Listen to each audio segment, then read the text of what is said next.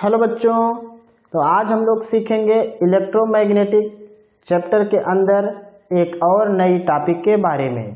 Topic है induced EMF in rotational coil या rotating coil कह सकते हैं। यानी अगर कोई कुंडली घूम रही है या घूर्णन गति कर रही है किसी चुंबकीय क्षेत्र में, तो उसके घूमने के कारण से कितना ईएमएफ जनरेट होगा और कितना कह सकते हैं इंड्यूस करंट आएगा, यानी प्रेरित विद्युत धारा क्या होगी और प्रेरित विद्युत वाहक बल क्या होगा, किस किस प्रकार के इससे सवाल बन सकते हैं, हम लोग इन सभी बातों पर चर्चा करेंगे।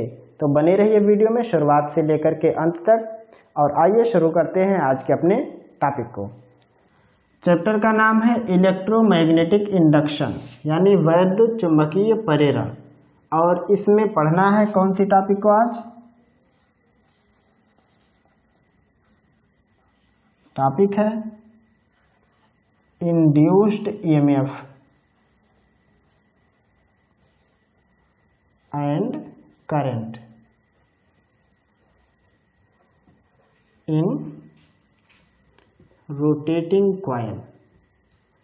यानी कोई कुंडली अगर घूम रही है तो उसके घूमने से कितना विद्युत वाहक बल प्रेरित होगा, यानी प्रेरित विद्युत वाहक बल की वैल्यू क्या होगी और प्रेरित विद्युत धारा की वैल्यू क्या होगी, ये टॉपिक है। अब इस टॉपिक को समझने के लिए यह कह सकते हैं कि ये जो टॉपिक है ये एक प्रकार से फैराडे लॉ का उपयोग है। जो फैराडे का सिद्धांत है कि अगर किसी कुंडली का या किसी बंद लूप का फ्लक्स चेंज कर दें तो उस लूप से एक प्रकार का ईएमएफ उत्पन्न हो जाता है। यानी अगर फ्लक्स हम लोग किसी भी प्रकार से चेंज करें तो उसमें विद्युत वाहक बल उत्पन्न होता है। कितना विद्युत वाहक बल उत्पन्न होता है ये भी आपने पढ़ा है, वो होता है E इक्वल -N dφ/dt। जहाँ N है लूप में कितने टर्न लगे हैं, यानी कुंडली में कितने फेरे हैं। डी फाई कहने का मतलब है फ्लक्स में चेंजिंग समय के सापेक्ष कैसी कैसी हो रही है। या आप इसको लिख सकते हो कि यहाँ पे फ्लक्स चेंज कितना हुआ और कितने टाइम में फ्लक्स चेंज हुआ।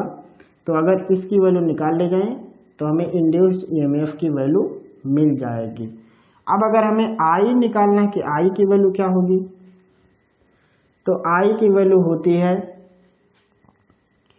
V/R नॉर्मल, जैसा कि अभी तक पढ़ते थे। तो यहाँ चूँकि हम लोग इसको E लिख रहे हैं तो यहाँ लिखेंगे E/R। अगर हम लोग E को कैलकुलेट कर लिए तो I भी निकाल सकते हैं। इंड्यूस्ड करंट को अगर हमें निकालना है तो हम इंड्यूस्ड ईएमएफ में उस लूप का जो रेजिस्टेंस है, जो प्रतिरोध है, उससे डिवाइड कर देंगे तो धारा आ जाएगा। यानी अगर हमें धारा कैलकुलेट करना रहेगा तो लिखेंगे E/R, जहाँ R क्या है, लूप का रेजिस्टेंस।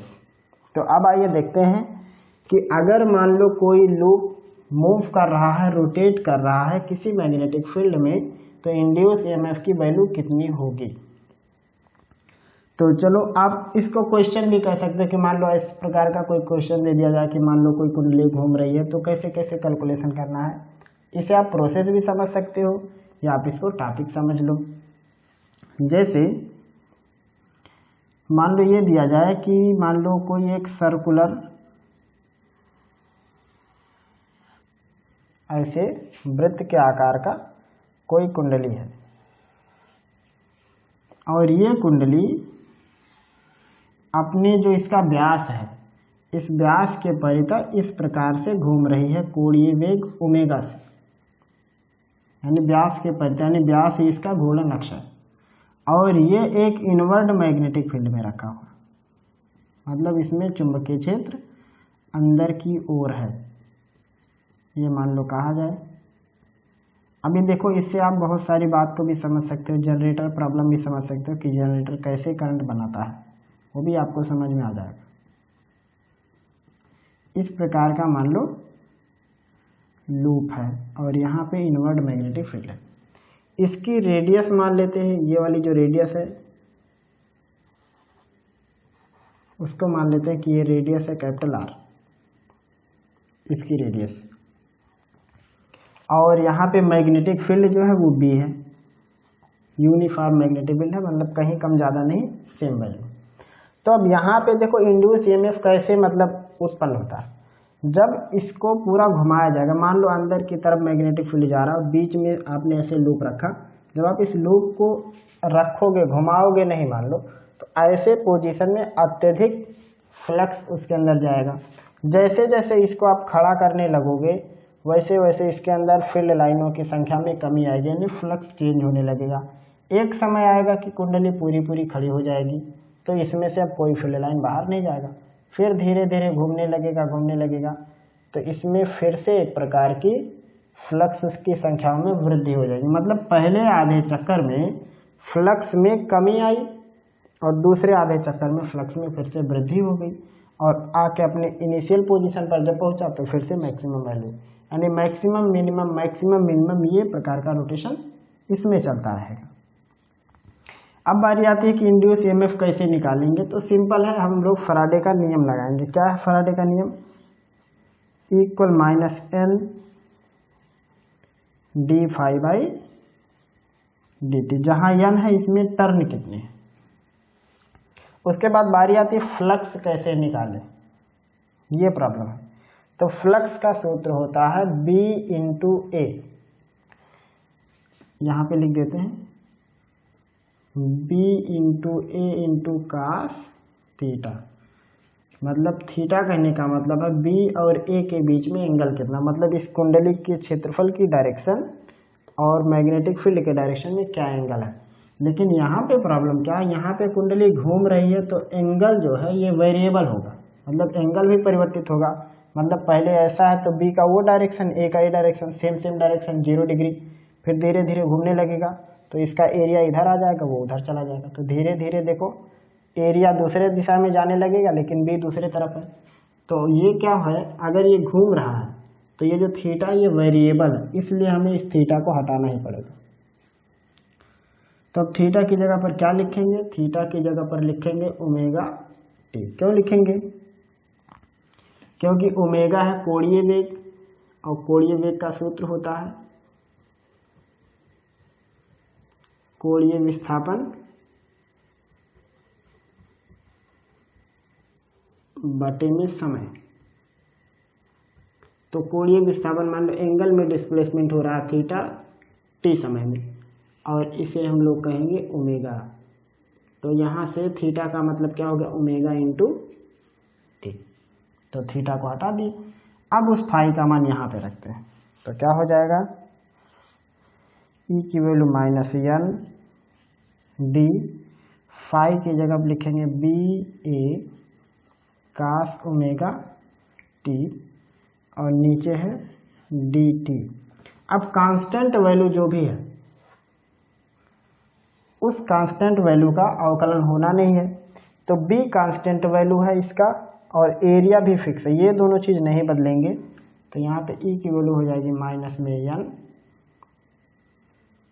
बी ए, और हो जाएगा D by D T of cos omega T.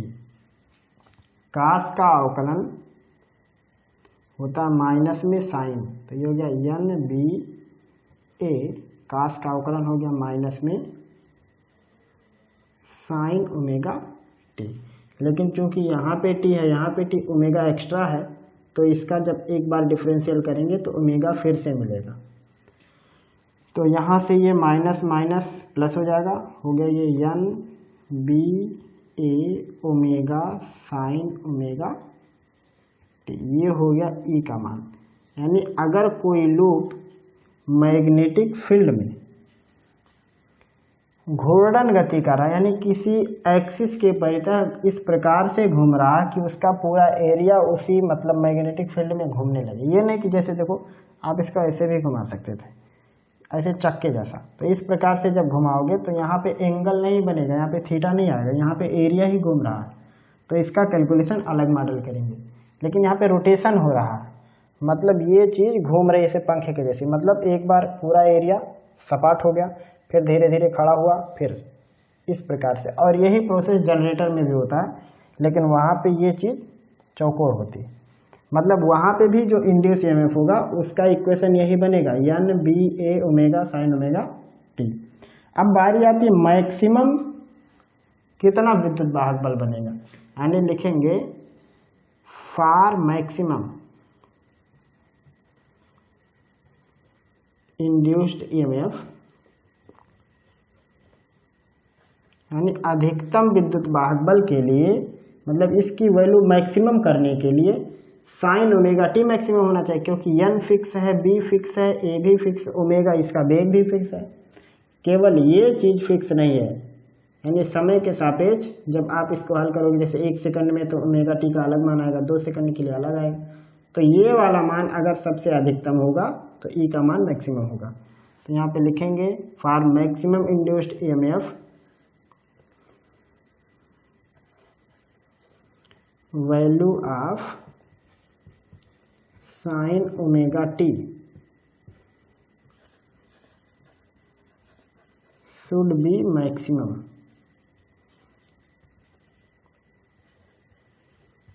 And equal 1, यानी इसकी मैक्सिमम वैल्यू कितनी होनी चाहिए, 1 होनी चाहिए। -1 भी हो सकता है, लेकिन अब वो -1 जो है वो दूसरे डायरेक्शन की मैक्सिमम वैल्यू हो जाएगी और +1 दूसरे डायरेक्शन की मैक्सिमम वैल्यू हो जाएगी। तो यहाँ पे कह सकते हैं कि अगर इसका मान मैक्सिमम कर दिए तो यहाँ से ई की वैल्यू कितनी आएगी, एन बी ए इंटू ओमेगा, और जो मैक्सिमम वैल्यू होती है उस मैक्सिमम वैल्यू को हम लोग लिखते हैं ई नॉट से, जिसको हम लोग शिखर मान भी कहते हैं। यानी अगर कोई कुंडली मैग्नेटिक फील्ड में रोटेट कर रही है किसी एंगुलर वेलोसिटी यानी कोणीय वेग ओमेगा से, तो मैक्सिमम इतना ही वो ईएमएफ इंड्यूस कर सकती है, यानी प्रेरित विद्युत वाहक बल उतना ही बना सकते हैं। तो अब अगर मान लो इस इक्वेशन का इस इक्वेशन के साथ कंपेयर करें तो देखो एक अच्छा रिजल्ट आता है, यानी लिखेंगे फ्रॉम इक्वेशन 1 and 2, इस इक्वेशन को दूसरे इक्वेशन के साथ सेट कर दो। देखो एन बी ए ओमेगा की वैल्यू है ई नॉट, तो यहाँ से इक्वेशन बन गया E equal E naught sine omega T. मतलब क्या हुआ कि प्रेरित विद्युत वाहक बल के लिए एक और फार्मूला पा गए, ई नॉट साइन ओमेगा टी। यानी अगर मान लो न्यूमेरिकल वैल्यू हल करते समय या अंकित प्रश्न लगाते समय दे दिया जाए मैक्सिमम प्रेरित विद्युत वाहक बल का मान और ओमेगा और टी दे दिया जाए, तो आप विद्युत वाहक बल की वैल्यू निकाल सकते हो। या मान लो आपको ई नॉट की वैल्यू ना दे करके एन बी ए ओमेगा दे दिया जाए, यानी टर्न दे दिया जाए, अगर एक फेरा होगा तो एन का मान 1 रहेगा। तो अगर इसकी वैल्यू दे देंगे तो इस सूत्र से ईएमएफ निकाल लेंगे, ये वाला सूत्र दे दिया जाए तो उससे निकाल लेंगे। अब बारी आती है कि इंड्यूस्ड जो करंट होगा उसको कैसे निकालेंगे। तो अभी देखो हमने यहाँ पे लिखा करंट के लिए E/R, या कह सकते हैं यहाँ से जो E का फार्मूला है वो लिखा है I और R। तो जहाँ पे वोल्टेज सबसे अधिक होगा वहाँ पे करंट की वैल्यू उसी अनुपात में बढ़ती हुई चली जाएगी। तो यहाँ पे देखो आप इसको अगर सेट करोगे तो E की जगह पर आप लिख सकते हो IR और E नॉट की जगह पर लिखोगे I नॉट R, क्योंकि R नहीं बदलेगा लेकिन करंट की वैल्यू चेंज हो जाएगी। ये हो गया साइन ओमेगा टी, R को R से कैंसिल कर देंगे तो I की वैल्यू आएगी I not sine omega T, यानी इंड्यूस्ड करंट की ये वाली वैल्यू होगी। और आपने पढ़ा होगा 11th में कि एक समीकरण होता था सरल आवर्त गति में y इक्वल ए साइन ओमेगा टी, और ये है एक सरल आवर्त गति का समीकरण। मतलब एक बार चीज ऐसे घूमती है दोबारा पलट के आती है, जैसे मान लो लोलक हो जाए तो घूमता है इस प्रकार से। मतलब एक बार वो चीज़ मिनिमम होती है फिर मैक्सिमम, फिर मिनिमम होती है फिर मैक्सिमम। सेम कहानी यहाँ भी, यानी करंट एक बार मैक्सिमम होगा फिर मिनिमम होगा, फिर मैक्सिमम फिर मिनिमम। तो इस प्रकार से यहाँ पे मतलब हम लोग इसको सेट कर सकते हैं या चेक कर सकते हैं कि इंड्यूस्ड ईएमएफ की वैल्यू कितनी होगी और इंड्यूस्ड करंट की वैल्यू कितनी होगी। तो शायद आपको ये वाला पार्ट समझ में आ गया। अभी आप लोग इसे लगाइए, फिर हम लोग इसको आगे देखते हैं कि अभी और क्या क्या चीज़ हम लोग इसके बारे में जान सकते हैं।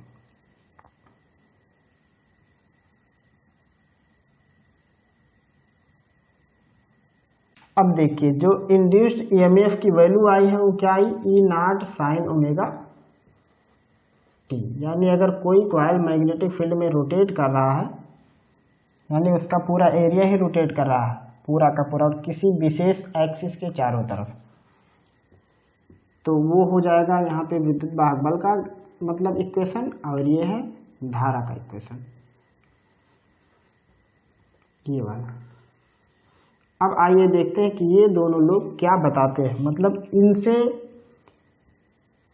किस चीज़ का संकेत मिलता है, या ये इक्वेशन हमें क्या बताने की कोशिश करते हैं, उसे निकाल के देखते हैं।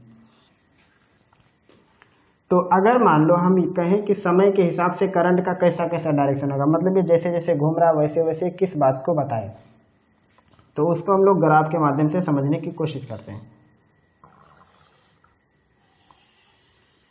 मान लो इस पे हम दिखा देते हैं समय को और इस पे दिखाते हैं करंट को, यानी ये करंट वर्सेस टाइम या टाइम वर्सेस करंट एक प्रकार का इक्वेशन है या एक प्रकार का ग्राफ हम लोग प्लॉट कर रहे हैं। तो अब इस इक्वेशन की सहायता से हम लोग शुरू करते हैं। तो मान लो जिस समय टाइमिंग 0 है, मतलब इसने घूमना शुरू नहीं किया, तो घूमना नहीं शुरू किया तो समझ लो कि फ्लक्स में चेंजिंग शुरू नहीं हुई, मतलब ईएमएफ 0 होगा। तो आप यहाँ से चाहे सोच लो ईएमएफ 0, चाहे यहाँ से सोच लो 0। तो अगर मान लो टाइमिंग 0 है तो ओमेगा टी की टोटल वैल्यू 0 हो जाएगी, क्योंकि टाइम में 0 का गुणा कर देंगे तो 0 हो जाएगा। या कह दें कि अगर मान लो इसने घूमना शुरू नहीं किया, यानी ओमेगा की वैल्यू 0 है, तो इस पूरे पार्ट का मान 0 हो जाएगा, क्योंकि साइन 0 की वैल्यू 0 होती है। यानी अगर टाइम 0 है यहाँ पे तो करंट भी यहाँ होगा, यानी यह पहला पोजीशन, यहाँ पे t बराबर है 0 या ओमेगा बराबर 0 कह सकते, मतलब या तो वेग नहीं या तो शुरू नहीं हुआ। दूसरा है अगर मान लो ये 90 अंश घूमा, मतलब ये कुंडली 90 अंश पे आके खड़ी हो गई, तो करंट कहाँ होगा। तो अगर ये 90 अंश पे आके खड़ा हो गया, मतलब ओमेगा टी की वैल्यू अगर 90 डिग्री हो गई, क्योंकि ओमेगा टी क्या है, थीटा बराबर ओमेगा टी, मतलब इन दोनों का मान इस प्रकार से एडजस्ट हुआ कि इसका मान 90 डिग्री हो गया। तो ऐसे पोजीशन में ये क्या होगा, अपना चौथा चक्कर लगा चुका, क्योंकि कंप्लीट चक्कर लगाने में 360 अंश घूमना पड़ेगा, मतलब ये ऐसे, तो ये दोबारा घूम के आएगा तो 360 डिग्री हो जाएगा। तो अगर 90 अंश चले तो मान लो हमने चौथाई चक्कर लगाया, तो ये हो गया T/4, मतलब कुल टाइम के चौथे पार्ट में इसने 90 अंश कवर किया। तो जब ये 90 कवर करेगा तो साइन 90 का मान होता है 1, यानी मैक्सिमम मान, यानी आई की वैल्यू हो गई I0। तो मान लो यहाँ पे I0 की वैल्यू आती है, यानी ग्राफ धीरे धीरे धीरे धीरे बढ़ के कहाँ आके पहुँच गया, यहाँ पे इसकी सीधाई पर। अब आप कहोगे कि ये ग्राफ ऐसे क्यों गया, क्यों ये ग्राफ सीधे नहीं चला गया, तो उसके पीछे कारण है। देखो ये कुंडली अचानक 90 नहीं होगी, धीरे धीरे धीरे धीरे घूमेगी, भले ये बहुत तेजी से घूम रहे हो, लेकिन अचानक यानी कि एक झटके में दूसरी तरफ चला गया। तो अभी ये 0 से 10 अंश, 15 अंश, 20 अंश, 30 अंश, तो साइन की एक खासियत होती है, जैसे जैसे कोण बढ़ता जाता है वैसे वैसे इसकी वैल्यू भी बढ़ती जाती है। और यहाँ पे सबसे बड़ी वैल्यू और यहाँ पे सबसे छोटी वैल्यू, यानी 30 की वैल्यू इससे बड़ी होगी, 60 की इससे बड़ी, 90 की इससे बड़ी, 60-90 के बीच में उससे मतलब छोटा आएगा। तो इस प्रकार से जैसे जैसे हम बड़े एंगल की तरफ जाते हैं 0 से 90 की तरफ, वैसे वैसे साइन की वैल्यू बढ़ने लगती है। या आप इसको लिख के भी देख सकते हो, साइन 0 का मान 0 होता है, 30 का मान इतना होता है, 45 का मान इतना होता है, और 60 का ये मान है, 90 का मान 1 होता है। अब यहाँ पे भी देख सकते हो 0, 1/2 का मान 0.5, इसका मान निकालेंगे तो ये हो गया √2/2, और √3 को लिखते हैं 1.732/2, 1 हो गया, तो ये 0, 0.5 और ये है 1.414। तो अगर देखेंगे तो ये लगभग है 0.7, मान लो ये है 0.8, तो 8 16 10 12। तो आप यहाँ पे क्या देख रहे हो, जैसे जैसे एंगल बढ़ रहा है, देखो ये छोटा, ये उससे बड़ा, ये और बड़ा, ये और बड़ा, ये सबसे बड़ा, यानी जैसे जैसे एंगल इंक्रीज होता वैसे वैसे वैल्यू भी बढ़ती जाती, इसलिए एक झटके में वहाँ जाके नहीं पहुँचता। जैसे जैसे वो घूमता जाएगा, वैसे वैसे करंट धीरे धीरे धीरे धीरे बढ़ता हुआ चला जाएगा। तो अब मान लो 90 डिग्री पे यहाँ आ गए जहाँ पे करंट की वैल्यू हो गई मैक्सिमम। अब मान लो 90 अंश और घूम गया, यानी पूरा पूरा जो सिस्टम यहाँ था वो पूरा उल्टा हो गया, मतलब 180 अंश घूम गया। जैसे मान लो ये चीज़ है तो 180 घूमने का मतलब ये चीज़ यहाँ आ गई पूरा पूरा, और जब दोबारा से यहाँ आ जाए तो समझ लो 360 पूरा हो गया। तो जब ये 180 किसी तरीके से घूम जाए तो साइन 180 की वैल्यू फिर से 0 होती है, यानी करंट फिर 0 की तरफ गया। यानी 90 अंश घूमने के बाद जैसे जैसे इसने आधा और चक्कर लगाया, यानी चौथाई कह सकते हैं, जहाँ पे आधी टाइमिंग बीत गई तो यहाँ पे आके करंट फिर से हो गया 0। उसके बाद मान लो 90 अंश और आगे चला, जिसको हम लोग कहेंगे 270। तो 270 की वैल्यू होती है निगेटिव में 1। तो निगेटिव में 1 मतलब उल्टे दिशा की सबसे बड़ी वैल्यू। तो वो मान लो यहाँ पे आ गया, ये है वो हिस्सा सबसे बड़ी वैल्यू, जिसको हम लोग कहेंगे 3t/4।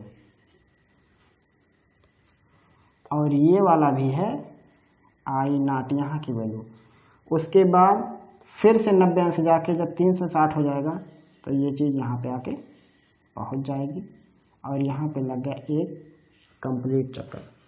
मतलब अगर कुंडली 360 डिग्री घूमती है तो करंट इस प्रकार के डायरेक्शन में मूव होता है। यानी कह सकते हैं कि एक बार करंट क्लॉकवाइज चलेगा तो दूसरी बार एंटी क्लॉकवाइज चलेगा। सेम ऐसे ही ईएमएफ का भी ग्राफ होगा।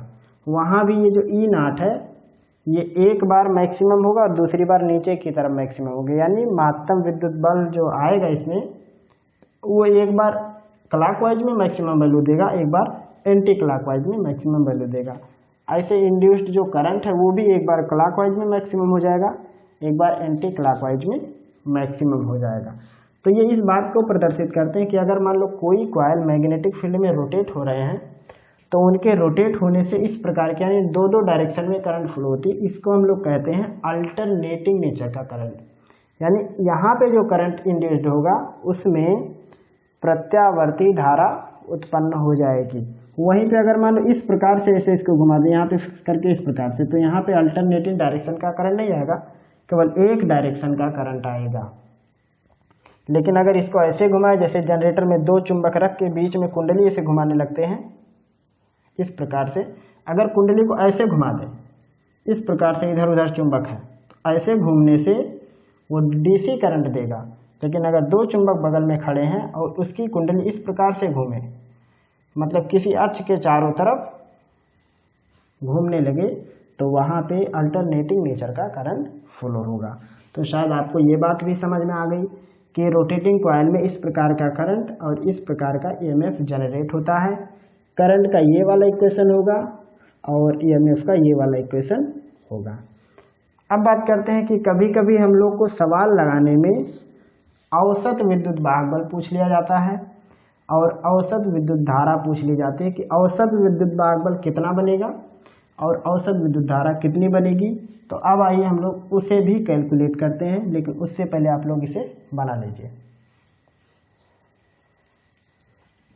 अब हम लोग फाइंड करेंगे average induced EMF and average induced current. लिख देते हैं एक बार।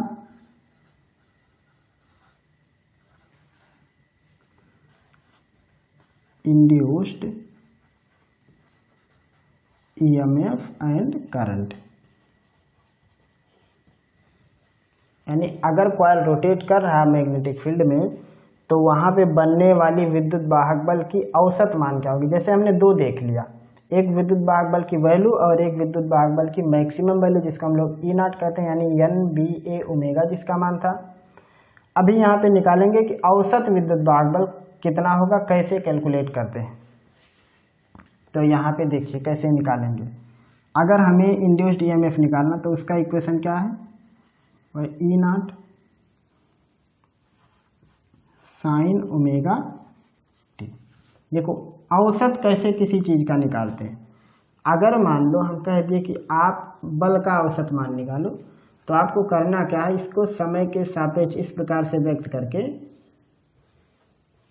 समाकलन करना है। यानी एफ डी टी का डी टी के सापेक्ष इस प्रकार से रखने पर इसका समाकलन बटे इसका समाकलन कर देंगे, तो इसको कहते हैं बल का एवरेज मान। ऐसे भी दिखाया जाता है, या फिर हम भी लिख देते हैं, मतलब मीन फोर्स माध्य बल, या इसको ऐसे दिखाते हैं, या कहीं कहीं पर लिख दिया जाता है एफ ए वी जी या एफ एवरेज। इस प्रकार से अलग अलग संकेत दिए जाते हैं। ऐसे ही अगर मान लो हम कह दें संवेग का औसत मान, तो आप क्या लिखोगे, पी डी टी और यहाँ पे डी टी। औसत मान हमेशा याद रखना, इसी प्रकार से कैलकुलेट किए जाते हैं। तो आइए यहाँ पर देखते हैं इंड्यूस्ड ईएमएफ की एवरेज वैल्यू कैसे निकालेंगे।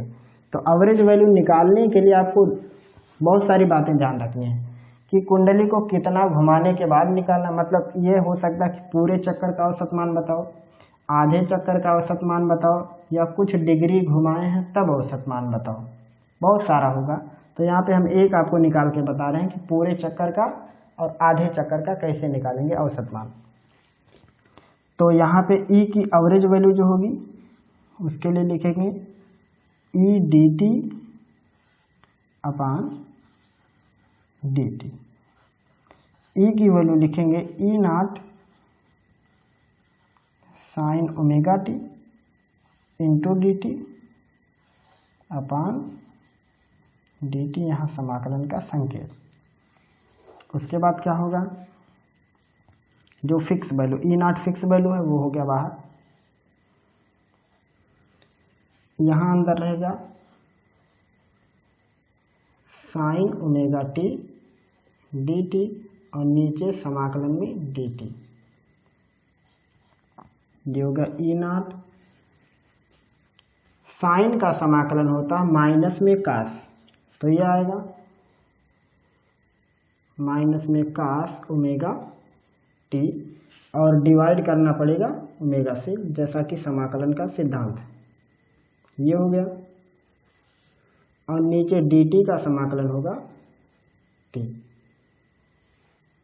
इस प्रकार से यहाँ से ई नॉट की वैल्यू हो जाएगी, ओमेगा नीचे आ जाएगा तो हो जाएगा माइनस में कास ओमेगा टी, और नीचे हो जाएगा ओमेगा टी।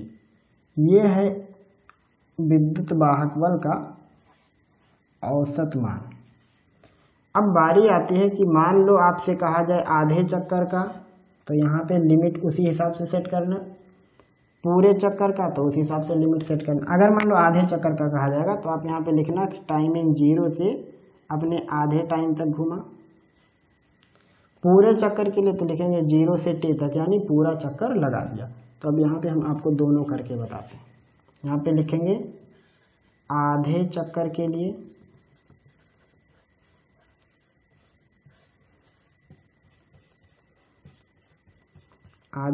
के लिए इसकी वैल्यू कितनी होगी, ई नॉट माइनस में कास ओमेगा टी बटे ओमेगा टी, लिमिट आधे चक्कर में क्या होगी 0 से कैपिटल टी बाई 2। इसको हम लोग आवर्त काल भी कहते हैं। तो ये हो जाएगा E naught equal E average equal E naught, एक बार टी की जगह पर टी बाई 2 रखना, एक बार टी की जगह पर 0 रखना, तो हो जाएगा माइनस में कास ओमेगा टी बाई 2। फिर माइनस लगाना, तो चूंकि यहाँ माइनस पहले से है तो हो जाएगा प्लस में। उसके बाद इसको क्या लिख सकते हैं, ओमेगा का गुणा 0 में करके 0 हो जाएगा। तो यहाँ पे ओमेगा की वैल्यू रखने से कोई मतलब नहीं हुआ। नीचे ओमेगा की जगह पर रखेंगे 2 pi by T into T by 2, और इधर वाला 0 हो गया, उससे कोई लेना देना है। ये हो गया ई नॉट, टी से टी कैंसिल, 2 से 2 कैंसिल, तो ये हो गया माइनस में कास पाई प्लस कास 0, और टी से टी 2 से 2 कैंसिल, तो ये वैल्यू कितनी आएगी, ये सब कट जाएगा तो यहाँ पे आएगा वैल्यू में पाई। यहाँ से कितना हो जाएगा, ई नॉट कास में पाई की वैल्यू -1 होती, तो हो जाएगा माइनस में -1, cos 0 की वैल्यू 1 और नीचे हो गया पाई, हो गया E0, माइनस माइनस को प्लस कर सकते हैं तो हो जाएगा 1, 1, 2 यानी हो गया 2/पाई। ये हो गया ई एवरेज की वैल्यू, या यहाँ से लिख सकते हैं कि ई एवरेज की वैल्यू कितनी आई है 2/पाई इंटू E0, यानी आधे चक्कर में इतना आंसर आएगा। तो सेम अगर ई की वैल्यू ये आई है तो करंट की वैल्यू क्या आएगी आधे चक्कर में, वो हो जाएगा 2/पाई I0, यानी प्रत्यावर्ती धारा का औसत मान होगा 2I0/पाई। आप पाई का मान भी रख सकते हो कि पाई का मान कितना है ω/T/2, उसके पदों में भी उत्तर ला सकते हो, यानी यहाँ पे पाई की जगह लिख सकते हो ω/T/2, तो ये हो जाएगा 4I0/ω/T। इस प्रकार से भी आप रख सकते हो और ऐसे भी यहाँ पे पाई की वैल्यू रख देना, 3.14 करके आंसर आ जाएगा। तो आपने देखा कि कैसे हम लोग हाफ साइकिल में एवरेज करंट निकालेंगे और उसके बाद एवरेज ईएमएफ निकालेंगे, जिसकी वैल्यू हमने लिख दिया कि जो मैक्सिमम ईएमएफ है उसके डबल में पाई से डिवाइड करने पर आंसर आ जाएगा। एवरेज करंट निकालना है तो मैक्सिमम करंट, जिसको हम लोग कहेंगे धारा का महत्तम मान या शिखर मान, उसमें 2 का गुणा करके पाई से भाग कर देना है। अब उसके बाद निकाल के बताते हैं कि फुल साइकिल में कैसे हम लोग इंड्यूस्ड ईएमएफ निकालेंगे और इंड्यूस्ड करंट निकालेंगे। खैर इसे आप लोग लिख लीजिए। देखो अब निकालेंगे पूरे चक्कर के लिए, तो यहाँ लिख देते हैं एक बार, पूरे चक्कर के लिए। तो लिमिट कहाँ पे लगा देंगे 0 से लेकर के t तक, तो ई एवरेज की वैल्यू हो जाएगी E0 माइनस cos ω/t, नीचे ω/t, यहाँ वैल्यू हो जाएगी 0 से लेके t तक। देखो ये कितना हो जाएगा E average equal E0 minus cos ω/t की जगह पर कैपिटल T, फिर माइनस लगाना, तो चूंकि यहाँ पे माइनस है तो प्लस हो जाएगा cos ω, और फिर t की जगह पर 0 रखना है, बटे में ω/t की जगह कैपिटल T, फिर माइनस रखना है ω और t की जगह पर 0 कर देना है, तो ये हो जाएगा E0, फिर से वही ω का मान 2π/t, तो हो जाएगा माइनस में cos 2π/t into t plus cos 0, और नीचे ये खत्म हो गया, यहाँ पे ω का मान 2π/t इंटू t, तो ये हो जाएगा E0, t से t कैंसिल, तो हो जाएगा माइनस में cos 2π प्लस cos में 0, और यहाँ t से t कैंसिल होके 2π बचेगा। यहाँ पे वैल्यू रखेंगे तो हो जाएगा E0 cos 2π की वैल्यू होती है 1 और cos 0 की वैल्यू होती है 1, और नीचे आएगा 2π, -1 + 1 हो जाएगा कैंसिल, तो होगा E0 इंटू 0/2π, यानी ये वैल्यू हो गई 0। तो यहाँ से क्या निकल गया कि फुल साइकिल में एवरेज ईएमएफ का मान 0 होगा।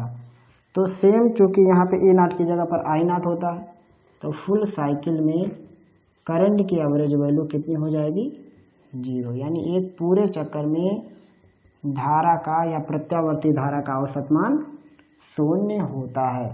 या अगर कोई कुंडली, ऐसा भी कर सकते हैं, अगर कोई कुंडली किसी मैग्नेटिक फील्ड में घूम रही है, रोटेट कर रही है किसी एंगुलर वेलोसिटी ω से, तो उसका पूरे चक्कर के लिए धारा का औसत मान 0 और विद्युत भाग बल का मान भी 0। आप उसे ऐसे समझ सकते हो कि क्यों 0 हुआ। देखो आधे चक्कर में धारा इस तरफ है, तो आधे चक्कर में धारा इस तरफ है, इन दोनों को जोड़ देंगे, मतलब जितना इधर प्लस में आएगा एम्पियर उतना इधर माइनस में एम्पियर आएगा, तो दोनों का टोटल वैल्यू फुल साइकिल में 0 हो जाएगा। ऐसे ईएमएफ भी फुल साइकिल में 0 हो जाएगा। क्योंकि आधा दूसरे दिशा में आधा दूसरे दिशा में है। तो शायद आपको ये बात समझ में आ गई कि कैसे हम लोग EMF कैलकुलेट करेंगे। उसके बाद EMF का मतलब कैसे एवरेज वैल्यू निकालेंगे हाफ साइकिल में, फुल साइकिल में। करंट की कैसे हाफ साइकिल यानी आधे चक्कर और पूरे चक्कर में कैसे हम लोग उसका औसत मान निकालेंगे। अब हम लोग लगाएंगे कुछ न्यूमेरिकल्स को जो इस पर आधारित हैं और बड़े आसानी से सवाल लगने हैं। लिख लीजिए आप इसको।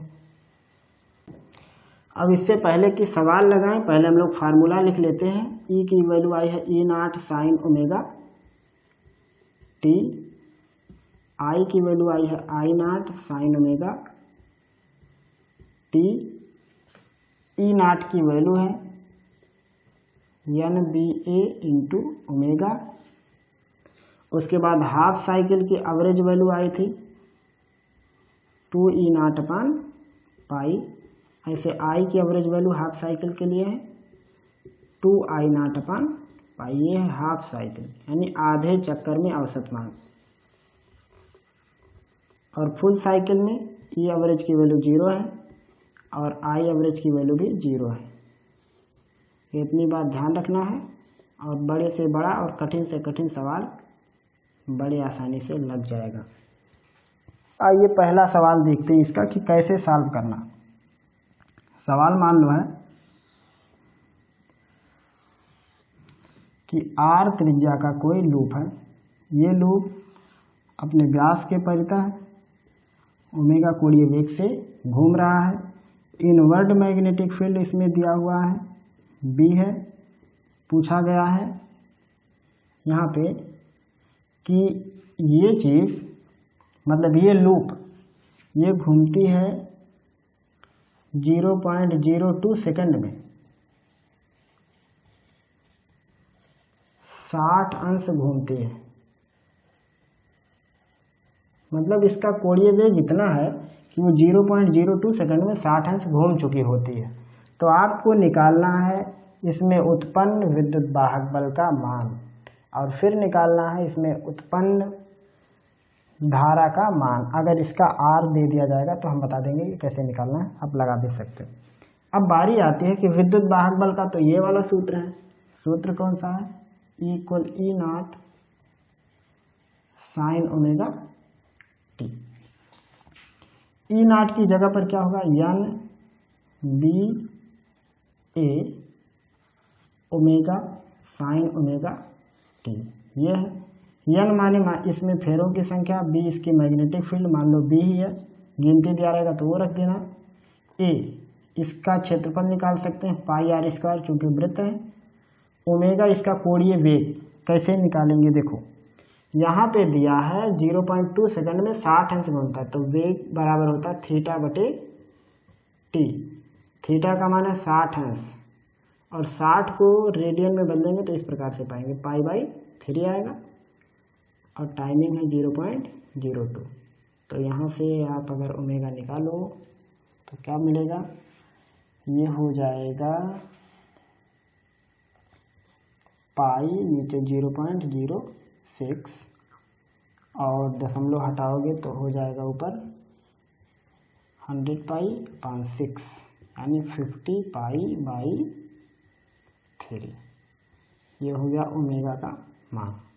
उसको यहाँ पे रख दो, यानी यहाँ से लिख देते हैं इसको NB और A की जगह पे πr², ओमेगा की जगह पर 50π/3 इंटू साइन ओमेगा t।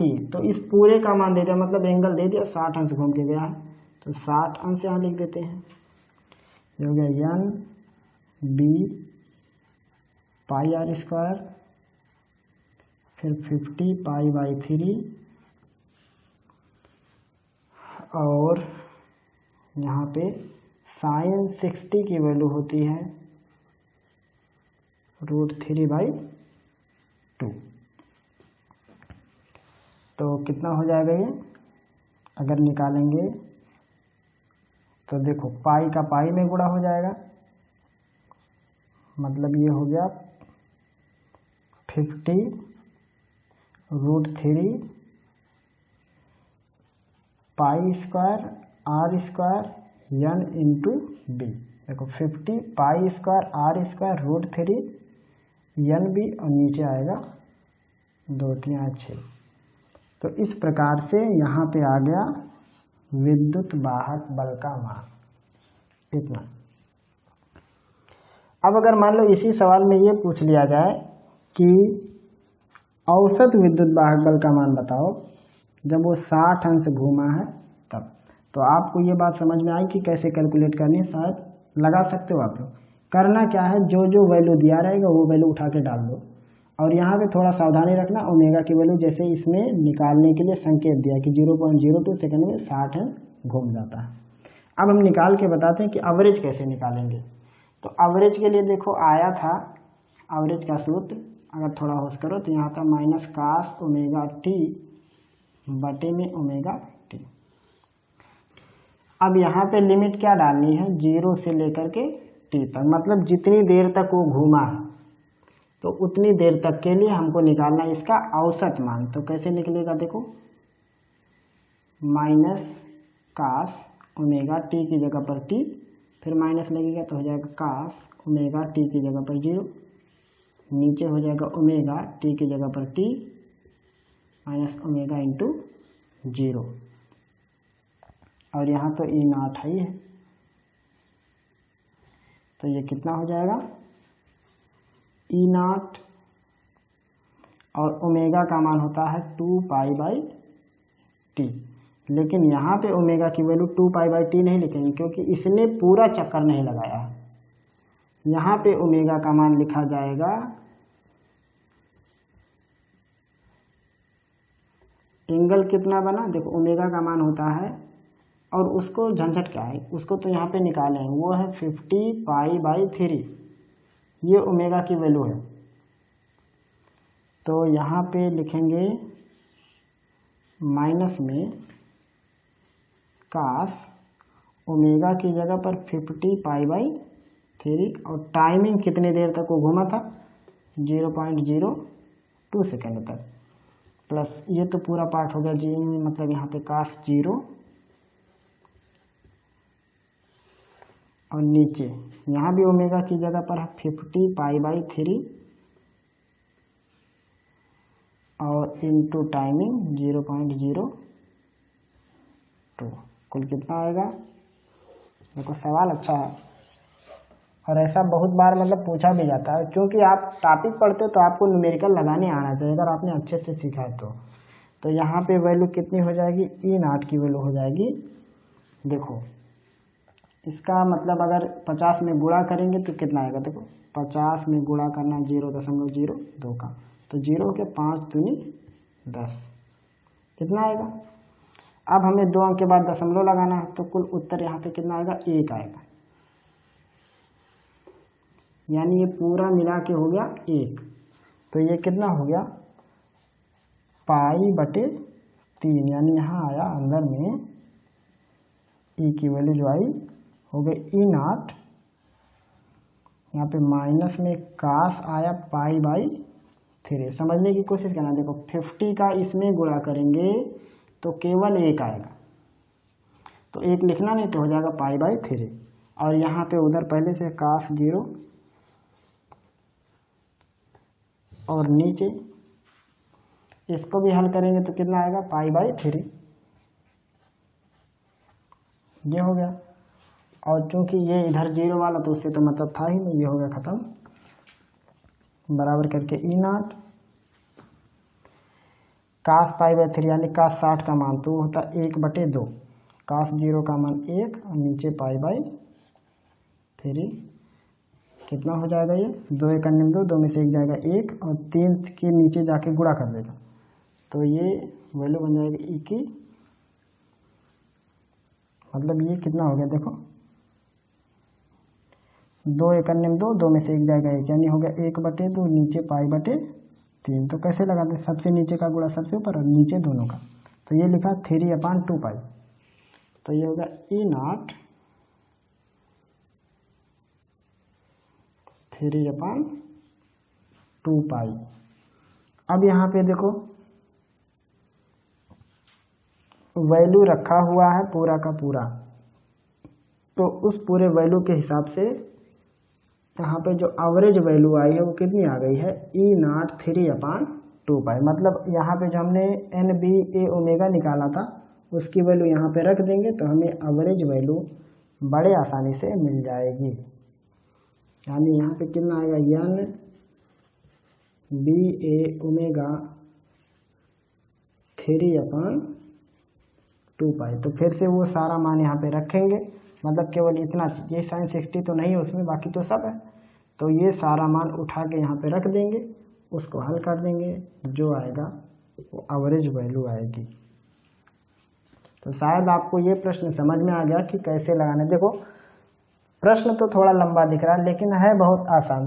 फिर से समझाने की कोशिश करते हैं। देखो प्रश्न दिया था कि मान लो लूप है, ये ओमेगा वेलोसिटी से रोटेट कर रहा है, एंगुलर वेलोसिटी से, और इस प्रकार से घूम रहा है कि 0.02 सेकंड में 60 अंश घूमता है, ये ऐसे। तो इसमें पूछा गया कि कितना विद्युत भागबल बनेगा। तो विद्युत भागबल का सूत्र होता है E0 sin ओमेगा t या NBA omega sin omega t। तो ओमेगा का मान यहाँ से निकल गया θ/2 करके, 60 अंश घुमा 0.02 सेकंड में, तो इतना आ गया। उसके बाद एरिया कैसे निकालेंगे, वृत्त का क्षेत्रफल है πr², b दिया रहेगा, n टर्न दिया रहेगा, तो उस हिसाब से इतना हो गया। साइन ओमेगा t की पूरी वैल्यू 60 अंश है, तो यहाँ से ओमेगा t का मान पूरा 60 अंश, साइन 60 का मान करड़ी में 3/2, तो यहाँ से E की वैल्यू निकल गई। उसके बाद बारी आती है इसकी एवरेज वेलोसिटी का, सॉरी इसका एवरेज EMF कैसे निकालेंगे। एवरेज EMF का यहाँ तक तो सूत्र आता है, उसके बाद आपको इसमें समाकलन में लिमिट डालनी होगी कि जितनी देर तक घुमाए। तो मान लो 0 से लेकर के t टाइम तक घुमाए, तो यहाँ पे एक बार t की जगह कैपिटल T, एक बार t की जगह पर 0, तो कुछ ऐसा हो गया। उसके बाद बारी आती है इस ओमेगा का मान रख दो, तो ओमेगा का मान हमने निकाला था वो यहाँ रख दिए, और t की वैल्यू दिया 0.02 सेकंड तक घुमाए हैं, उसको यहाँ रख दिए। फिर से ओमेगा, फिर से 0, तो चूँकि गुणा करके 0 हो गया इसलिए ओमेगा की वैल्यू रखनी नहीं पड़ी। फिर नॉर्मल कैलकुलेशन नॉर्मल है, आप इसे बड़े आसानी से हल कर सकते हैं। लगा लीजिए इस प्रश्न को। चलो एक और प्रश्न लगा के दिखाते हैं कि कैसे सॉल्व करना है। मतलब अगर कॉइल रोटेट कर रहा है तो उसके रोटेट होने पर इंड्यूस्ड EMF और इंड्यूस्ड करंट की वैल्यू हमें कैसे कैलकुलेट करनी है, और उसके बाद एवरेज वैल्यू कैसे निकालनी है। एक बार फिर से हम आपको एक सवाल की मदद से सिखाने की कोशिश करते हैं। जैसे मान लो इसी शेप का, आपकी बार अंक में लेके आपको दिखाते हैं। मान लो इसी शेप का है, कुछ इस प्रकार का। अब की बार इसकी त्रिज्या वगैरह मान लेते हैं। जैसे R की वैल्यू मान लो दिया है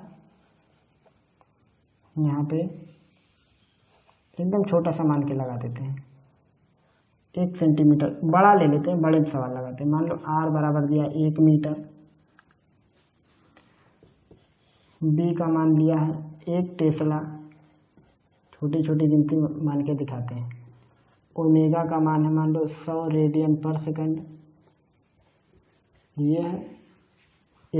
अब देखो मान लो यहाँ पे दिया गया है कि ये जो B की डायरेक्शन है वो डायरेक्शन ऐसा है कुछ, और उसके बाद आपको निकालना है मैक्सिमम EMF की वैल्यू। तो मैक्सिमम EMF की वैल्यू कितनी होगी, NBA इंटू ओमेगा, ये सूत्र है। N का मान जो टर्न दिया रहेगा, मान लो सिंगल टर्न का 1, B की value 1 Tesla, area πr², R का मान 1 का वर्ग इंटू ओमेगा 100 रेडियन पर सेकंड।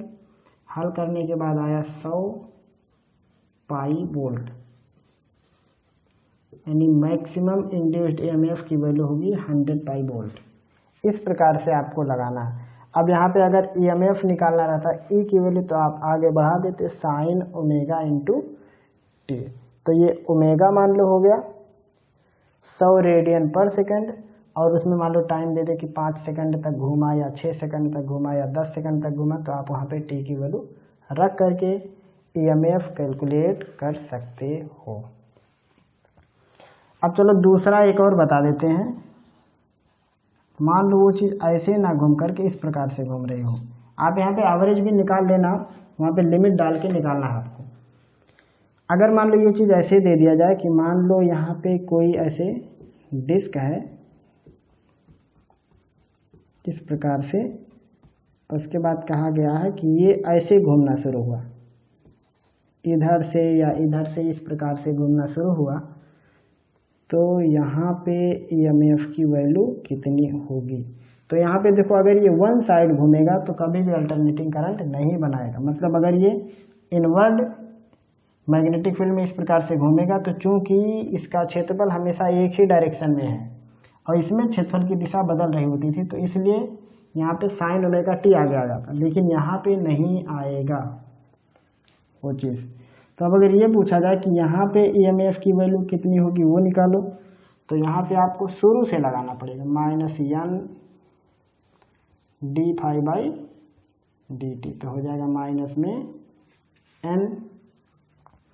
यहाँ पे कितना फ्लक्स चेंज हो रहा है, तो उसके लिए पहले लिखेंगे d∅ की वैल्यू b × a।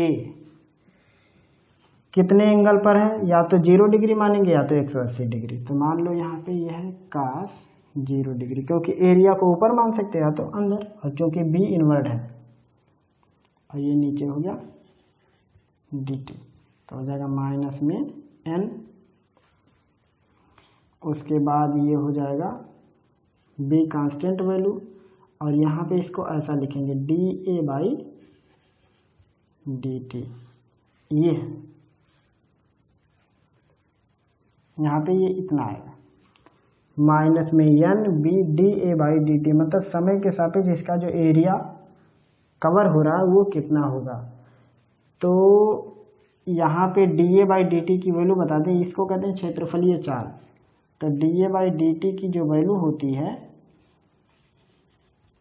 अगर मान लो कोई भी चीज़ इस प्रकार से मूव कर रहा है तो एरिया का समय के सापेक्ष जो वेग बनता है वो वेग बनता है a × फ्रीक्वेंसी होती है, आवृत्ति, और आवृत्ति का मतलब होता है 1/, आवर्तकाल, यानी ये हो गया A/T, और ओमेगा का मान होता है 2π/T। तो यहाँ से T की वैल्यू क्या निकाल सकते हैं, 2π/ω।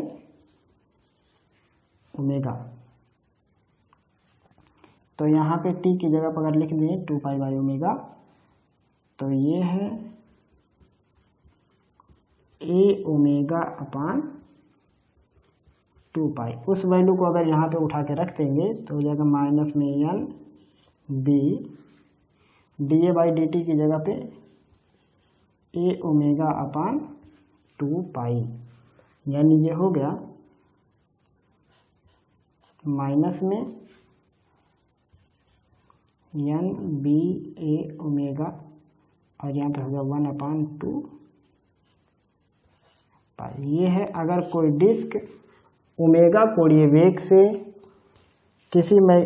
ओमेगा कोणीय वेग से, या कह सकते हैं ओमेगा वेग से यहाँ पे किसी मैग्नेटिक फील्ड में मूव करे, तो कैसे हम लोग उसका EMF निकालेंगे। अब आप यहाँ पे देखो, आप चाहो तो यहाँ पे एरिया रख दो। एरिया कितना होगा, πr², तो पाई से पाई कट जाएगा, तो आप इसको ऐसा भी लिख सकते हो। यहाँ से आप इसको इस प्रकार से भी कन्वर्ट कर सकते हो कि हो जाएगा माइनस में 1/2π n b, मान लो इसकी रेडियस r है, तो हो जाएगा ये πr² × ओमेगा, पाई से पाई कट जाएगा, तो आएगा 1/2 n b r² × ओमेगा। यानी अगर कोई डिस्क जिसकी रेडियस r है वो मैग्नेटिक फील्ड में ओमेगा कोणीय वेग से घूम रही है, तो उसका इंड्यूस्ड EMF बनेगा -1/2 n b r² × ओमेगा। ये सूत्र है, सूत्र कहो या परिणाम कहो। अब देखो इसमें चूँकि साइन ओमेगा t नहीं आया, जो कि अन्य फार्मूले में आता था E = E0 sin ωt, तो चूंकि वो चीज़ यहाँ पे नहीं है, तो ये इसी बात को प्रदर्शित करता है कि इसमें एक साइड में ही करंट फ्लो होगा, यानी ये DC करंट बनाएगी, या कह सकते हैं कि वन डायरेक्शन का करंट बनाएगा। लेकिन ये वाला जो ऐसे ऐसे घूमेगा मैग्नेटिक फील्ड में, वो अल्टरनेटिंग करंट या अल्टरनेटिंग नेचर का होगा। तो इस प्रकार से आपको EMF निकालना। कैसे निकालेंगे, देखो मेन फार्मूला n d∅/dt। हम लोगों ने जो ये फार्मूला निकाला था साइन ओमेगा टी। ये फार्मूला भी इसी सूत्र के सहारे से निकाले थे और यहाँ भी उसी सूत्र के सहारे से निकाले थे। ये वाला क्यों आया था? क्योंकि ऐसा करने पर थीटा चेंज हो रहा था, मतलब इधर की वैल्यू बदल रही थी। लेकिन यहाँ पे ये हमेशा अगर घूमता रहेगा तो 0 डिग्री ही रहेगा या 180 डिग्री ही रहेगा। तो यहाँ पे हो गया बी कांस्टेंट, एरिया चेंज हो रहा, मतलब क्षेत्रफलीय चाल इसकी अलग अलग हो जाएगी। अलग अलग कहने का मतलब मान लो ये पार्ट अभी यहाँ, वो घूम के यहाँ हो जाएगा, फिर वो पार्ट यहाँ हो जाएगा। तो अलग अलग क्षेत्रफल जो ये लोग कवर कर रहे हैं, अलग अलग एरिया, इनकी अलग अलग चाल होती है। और क्षेत्रफलीय चाल होता है क्षेत्रफल गुणे फ्रीक्वेंसी, मतलब आवृत्ति कितनी है। तो आवृत्ति का जो सूत्र होता है, आवृत्ति होता है 1 बटे आवर्तकाल। तो आवृत्ति की जगह पे 1 बटे आवर्तकाल लिखेंगे तो ऐसा हो जाएगा। तो यहाँ से dA/dt की ये वैल्यू निकली a ओमेगा अपान 2 पाई। तो dA/dt की जगह पर a ओमेगा अपान 2 पाई करके हमने सॉल्व किया तो ये सूत्र मिला -1/2 NBR² ओमेगा। यानी कोई डिस्क अगर मैग्नेटिक फील्ड में घूम रही है तो उसमें इतना इंड्यूस्ड EMF होगा। तो मेरे ख्याल से आपको आज की मेरी टॉपिक समझ में आ गई होगी। अगर आपका कोई भी प्रश्न होगा आज के इस टॉपिक से संबंधित तो आप हमें कमेंट सेक्शन के ज़रिए ज़रूर बताएंगे। फिर मिलेंगे हम लोग अगले सेशन में, तब तक के लिए खुदा हाफिज़।